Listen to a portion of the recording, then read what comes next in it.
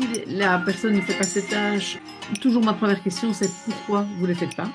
Qu'est-ce qui, Mhm, qu'est-ce qui vous a empêché quand les gens, donc, mhm, puisque je démarre ma séance en disant, voilà, je vous avais demandé de faire des choses la fois dernière, et est-ce que vous avez pu, voilà, et puis après je dis, est-ce que vous avez pu écrire les lettres que je vous ai demandées, ou voilà, essayer ça avec votre patron, enfin voilà, je redonne ma tâche, ce qui est déjà important, parce que parfois je me rends compte qu'ils ne l'ont pas comprise comme je l'avais donné comme moi mhm. j'avais voulu. Donc ça arrive, c'est rare, hein, c'est pas tout le temps que j'ai ça, mais ça m'est déjà arrivé. Donc c'est pour ça que j'aime bien redire la tâche que j'avais demandée au début de la séance.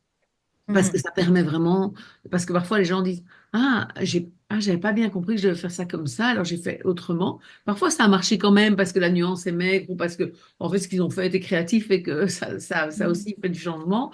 Et parfois pas, parce qu'on se rend compte que j'avais une fois une, en fait, après ça, j'avais commencé à écrire systématiquement mes tâches. J'avais quelqu'un qui avait compris que je demandais comment améliorer alors que je demandais comment aggraver. Enfin, je sais plus comment c'était tourné, mais elle dit comment faire en sorte que ça devienne plus comme ça. Et je crois qu'elle a compris que ça ne soit plus comme ça. Enfin, voilà. Et donc, ce qui n'est pas notre logique à nous, mais qui est la logique de plein de gens. Donc, effectivement, toujours quand on demande une tâche de comment aggraver ou comment revenir au départ, il faut bien vérifier que la personne a compris, parce que c'est tellement pas logique pour Mhm. les gens Ouais. qu'on dise comment aggraver qu'ils vont très vite dans leur tête traduire autrement. Ça, maintenant, je l'ai bien pigé, c'est un truc que j'avais il y a longtemps, mais je me rends compte que vraiment ça, c'est vraiment une tâche où il faut donner des exemples, quand on la donne, etc., pour que la personne embraye et comprenne bien que c'est en, enfin, que c'est en négatif, quoi, que ce qu'on demande et que c'est pas en positif parce que les gens ont tendance, ils viennent chez le psy, ils viennent chez le thérapeute, ils attendent d'avoir, ou chez le coach, et ils attendent d'avoir des pistes pour aller mieux. Donc, c'est vraiment contraire au bon sens. C'est un peu notre logique à nous, évidemment. Mais du coup, donc ça, c'est important pour moi, c'est que on peut l'écrire. Donc moi, je trouve que ça, c'est un plus de l'écrire. Maintenant, on n'a pas toujours l'occasion. Alors certains, maintenant, j'entendais le fond Philippe Federbe me disait, je trouve que c'était pas mal, que lui, il l'enregistre en WhatsApp au moment où il donne la tâche. Il dit, vous Mhm. permettez, je vais vous expliquer, mais je vous l'enregistre et il l'envoie par WhatsApp en vocal Mhm. en Mhm. même temps. Ok. Donc c'est pas mal, je trouve comme truc, et la personne donc peut le réécouter et ça permet de Mhm. pas devoir, parce que c'est un peu fastidieux de devoir l'écrire et puis le réécrire chez nous. Alors parfois, hop, on oublie de l'écrire chez nous parce qu'on écrit pour le coacher ou le patient. Ou alors, voilà, on se dit, bah, tant pis, je le réécris pas. Enfin voilà. Et donc ici, le vocal, c'est pas mal. Donc moi, souvent, quand je la vends, ma tâche, elle est déjà écrite sur ma feuille. Mhm. Et donc, c'est vrai que faire le vocal, c'est pas mal. Donc, à ce moment-là, enfin, l'idée, c'est qu'il l'ait le mieux expliqué, évidemment, possible. Et donc, quand ils reviennent, moi, je trouve que c'est important de renommer la tâche, de dire, donc, comme je vous avais demandé d'écrire des lettres à votre épouse décédée, ou de faire ceci, de réagir autrement avec votre mère, voilà, et redire ce qu'on a demandé. Ça permet parfois une remise, voilà, on est bien sur la même chose. Et puis après, ben voilà, si la personne dit, ah ben j'ai pas pu faire, je trouve la première chose, c'est évidemment de demander pourquoi. Qu'est-ce qui vous a empêché de le faire? Et donc, parce Mhm. que c'est évidemment très différent si on a une émotion qui a empêché de faire. Donc, ça veut dire qu'on va devoir travailler l'émotion avant d'avancer plus loin dans un 180 degrés potentiel. Donc, c'est le cas, je sais pas, une maman qui n'a pas osé lâcher prise sur le travail scolaire, je prends n'importe quel exemple, de son enfant. Et elle va dire, mais en fait, ça m'a fait trop peur. Je me suis rendu compte, quand j'étais avec vous, je me disais, c'est vrai, c'est logique et tout. Mais au moment où je devais dire à mon fils, je regarde plus, je me suis dit, ça, je vais pas savoir le faire. Et donc, je l'ai pas fait. Et donc, ça veut dire qu'on doit travailler sur la peur. Donc, on va aller voir les Mhm. tentatives de régulation par rapport à la peur, etc. Peut-être qu'on va devoir lui faire un pire sur le travail scolaire. Enfin, voilà. Ça, c'est une possibilité, c'est une émotion qui bloque. Ça peut être, alors parfois les gens disent, j'ai pas eu le temps, j'ai pas eu l'occasion, etc. Et donc là, il faut explorer, parce que parfois c'est vrai qu'ils n'ont pas eu l'occasion. C'est le cas parfois si on n'a pas pris en compte, par exemple, des parents qui avaient leur enfant une semaine sur deux. Et donc, on a remis un rendez-vous 15 jours plus tard. Ils ont eu qu'une semaine avec les enfants. Il n'y a pas eu vraiment de colère, ou il n'y a pas eu le truc qu'on voulait traiter. Et donc, ou ça peut être le cas dans des contextes professionnels aussi, où voilà, j'ai justement beaucoup voyagé, donc j'étais moins en contact avec mes collègues avec lesquels je travaille d'habitude, avec lesquels j'ai un problème. Donc, c'est important, évidemment, de voir ce qui a empêché. Et puis, parfois, le j'ai pas eu le temps, c'est un peu j'étais pas vraiment suffisamment motivée. C'est quand même une excuse. Voilà. Alors là, je pense que ça vaut la peine de communiquer avec eux sur le fait que est-ce que finalement c'est assez important pour vous que pour y prendre du temps? Je peux comprendre que Mhm. pour l'instant, peut-être que la situation est désagréable, mais pas au point de bloquer du temps pour ça, de vous priver d'autres choses peut-être, de vous dire le soir, bah, je dois prendre note de trucs alors qu'en fait vous avez juste envie de bouquiner. Peut-être que c'est pas encore assez dérangeant pour le moment. Et peut-être Mhm. qu'il vaut mieux attendre que ça le soit plus pour que vous soyez motivé, ou peut-être qu'elle va se résoudre d'elle-même d'ailleurs et que voilà, ce sera jamais plus. C'est possible aussi.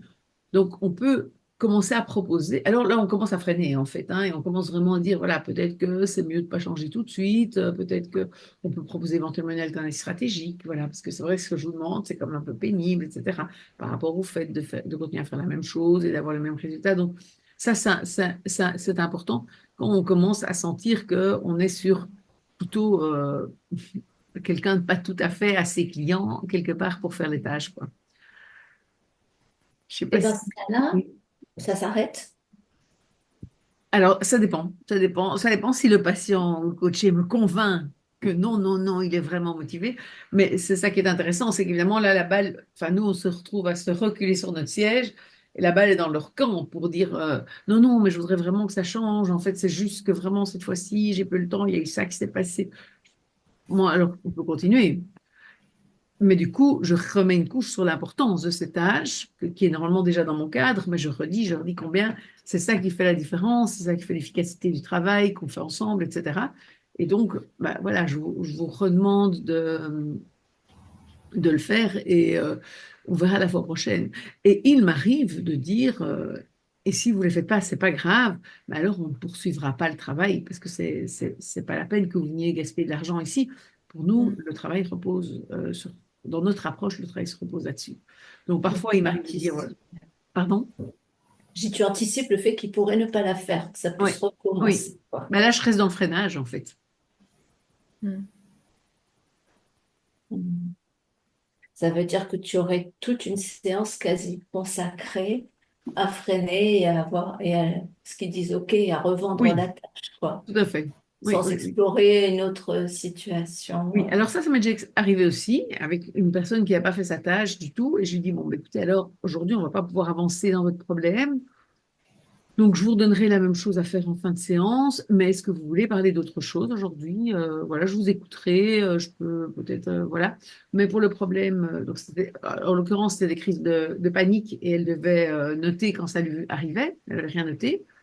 Et donc, j'ai vraiment, je fais, voilà, bon, on peut parler d'autre chose. Elle me dit, oui, mais alors je peux vous parler de ma mère qui est venue chez moi ce week-end. Elle a commencé à me parler de ça, etc. Et à la fin de la séance, j'ai redonné la même tâche en disant, voilà, si vous voulez qu'on avance là-dedans, ben, c'est vraiment ce qui est congruent, en fait, et qui n'est pas toujours facile à faire, hein. Parce que Mhm. c'est dur pour nous de dire, bon, bah, votre problème, du coup, tant pis, on parle un peu de choses et d'autres. Parce que c'est un peu ça que je lui ai dit. Je lui ai dit, voilà, on peut parler. Alors, je ferai pas ça d'un premier coup. Ici, ça faisait déjà. En fait, c'est une patiente qui était déjà venue avant pour toute autre chose, sa relation avec son fils, enfin, tout à fait autre chose. Elle revenait pour des crises de panique.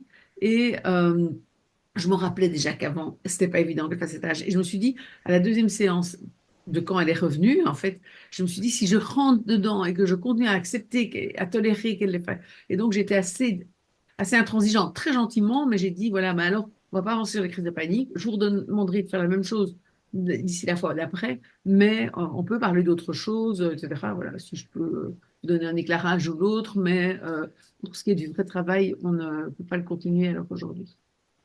Et donc, Mhm. mais comme on est là, voilà, je ne vais pas vous mettre dehors non plus tout de suite. Voilà, donc si vous voulez, alors elle m'a un peu parlé de sa mère, de sa relation avec sa mère, mais sur quoi on n'a pas du tout embrayé, parce qu'après, la fois d'après, elle avait fait sa tâche, quoi. Je me posais la question pour s'assurer que la tâche est bien comprise. Bon, tu as donné des options d'envoyer en vocal.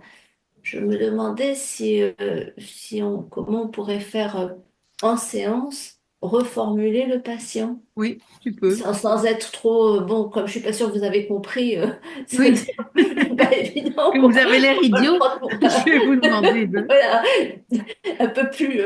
Oui, oui, mais oui, oui, tout à fait. On peut faire reformuler le patient et dire, voilà, Vous pouvez me redire, comme la tâche est un peu compliquée aujourd'hui, je vais vous demander de reformuler ou bien simplement j'ai l'habitude de demander systématiquement que la personne que j'ai en face de moi me redise pour qu'on soit certain qu'on est bien sur la même chose. C'est tout à fait possible.